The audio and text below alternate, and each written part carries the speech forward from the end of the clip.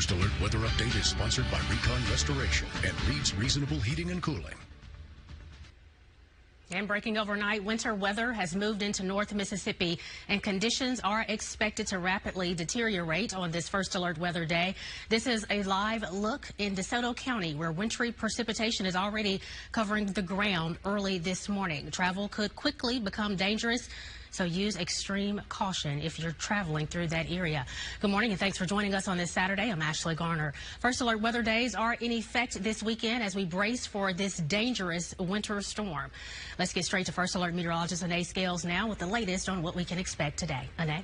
Right, our First Alert radar shows that not only are we tracking that wintry precipitation like sleet and freezing rain in North Mississippi, but also some of our northern counties here in central Mississippi have seen that as well. We're looking at parts of Holmes into Attala County now seeing freezing rain. Even the northern part of Yazoo County and parts of Humphreys have already seen that throughout the day. But the freezing line is in our area. As you can see, Lincoln County and Copiah seeing actual liquid precipitation because it is warmer. We have a stark temperature gradient across the state of Mississippi right now. Lower 20s is what we're seeing in Oxford and Tupelo, but in Vicksburg and Jackson, we are in the 40s. Taking a closer look at the temperatures in central Mississippi, we can see exactly where the freezing temperatures are. Belzona, we're sitting at around 32, so you notice that in the lower Delta, Sharkey, all the way over to parts of Humphrey County, we are looking at the lower 30s, even 33 in Lexington, but then between here and the metro area, that's where we're seeing those temperatures warm into the 40s, at least for today. Now, by the end of the weekend, we expect freezing temperatures across much of the area. That's why we're under an ice storm warning until tomorrow at 6 p.m. Much more details breaking down when you can expect ice in your area in just a few minutes. All right, thanks today. We are on your side this morning with team coverage on this First Alert Weather Day. Verlicia Gavin is joining us live from Kroger, where people are getting essential items ahead of the storm. Verlicia? Yeah, Ashley. So if you have not gotten your last-minute essential items, now is the time to come to the grocery store and get those before everything picks up with the weather. It's cold and a little windy right now, but at least it's not raining, and you have time to come to Kroger or Walmart. They are open right now. They opened their doors at 6 o'clock this morning for anybody trying to get those last-minute items. Now, we know whenever there's any talk of a possible winter storm, especially here in Mississippi, one of the biggest hot spots is the grocery store. Now, we've been checking them out this week, and people have been clearing the shelves, stocking up on things like milk, bread, water, snacks. Dairy is in very high demand. Some stores have actually had to put a limit on how many dairy products you can buy. Most of them have been limited to 2 products per household.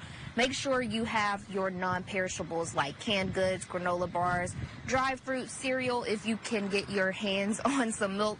Also think about other items like a flashlight and batteries just in case something goes wrong with the power. Now, it's a good thing to be prepared, but try to be mindful of other shoppers and don't overly fill your cart. But of course, it is important for you to keep your essentials or grab your essentials. Do not grab your essentials, but still think about other people, because there are other people trying to get their essentials as well. So just keep that in mind. One of the issues that happens in grocery stores is people tend to panic buy. So don't do that, but make sure that you grab your essentials. We'll be out here throughout the morning to keep an eye on things and how things are going as people prepare for this weather. I'm going to send things back to you, Ashley. All right, thanks, Verlicia. Some good tips there. As the winter storm approaches, the state is partnering with counties to ensure they're fully resourced and ready for impact. MEMA is maintaining a list of the warming shelters on its website. They've already sent out more than 200 cots and 300 blankets. There are plans to send another 400 to those still getting centers up and running. The governor explains the biggest threat posed by the prolonged cold.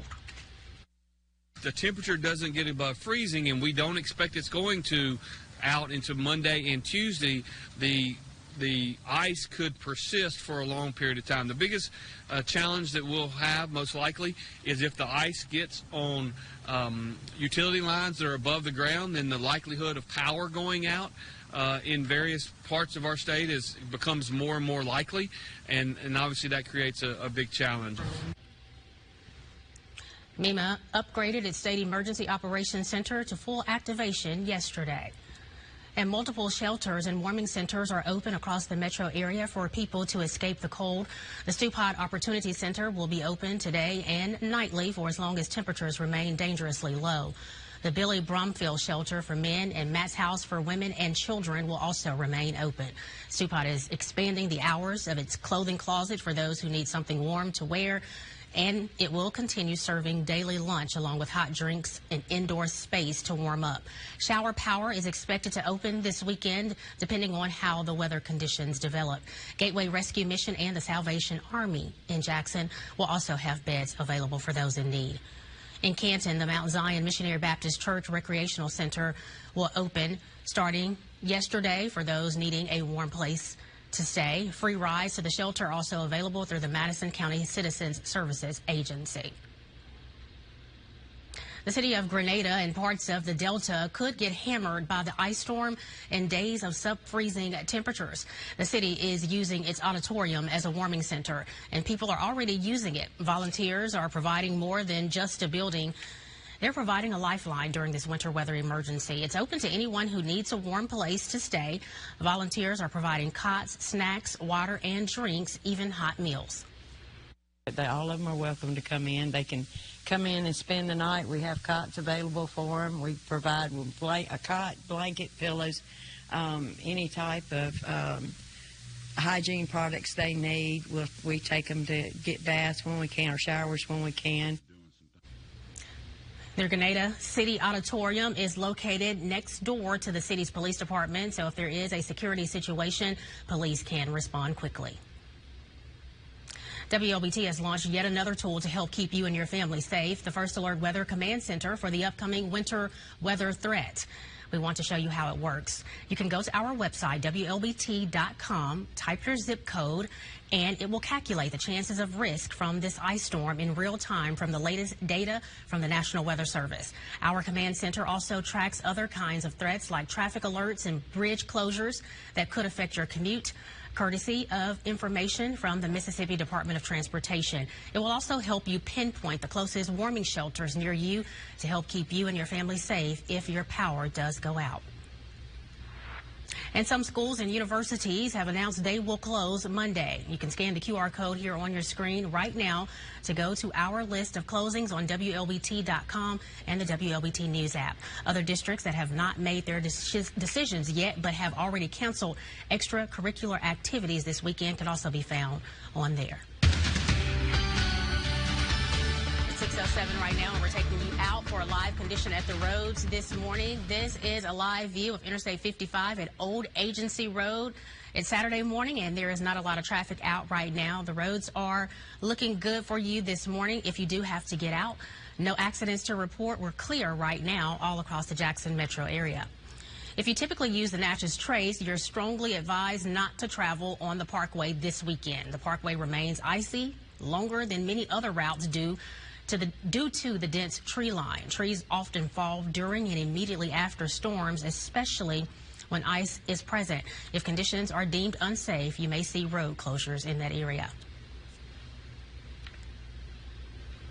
And again, it is a First Alert Weather Day. Let's get the latest on weather conditions this morning with meteorologist Anae Scales. Right, and we're seeing mostly clear conditions here in central Mississippi, but by the end of the weekend, that's going to be a completely different case. Of course, we've mentioned the different threats that come along with ice. Now, this is a map showing our recent model runs showing what we kind of anticipate seeing for the ice totals and what those impacts could be here for central Mississippi. So notice some areas shaded in red. That is the most severe effects from the ice, and we're looking at road and power line issues. That comes when you have more than a half an inch of accumulation. We do expect that in the lower delta by the time we get towards the end of your Sunday, potentially even close to an inch near Rolling Fork and Belzona. And then the second zone in the orange, where we'll see icy roadways and potentially fallen tree limbs, but not necessarily power lines. That starts out of a quarter of an inch. We expect that in Lexington, Yazoo City, even parts of Madison County, parts of Hinds County as well, all the way down towards Port Gibson and Natchez.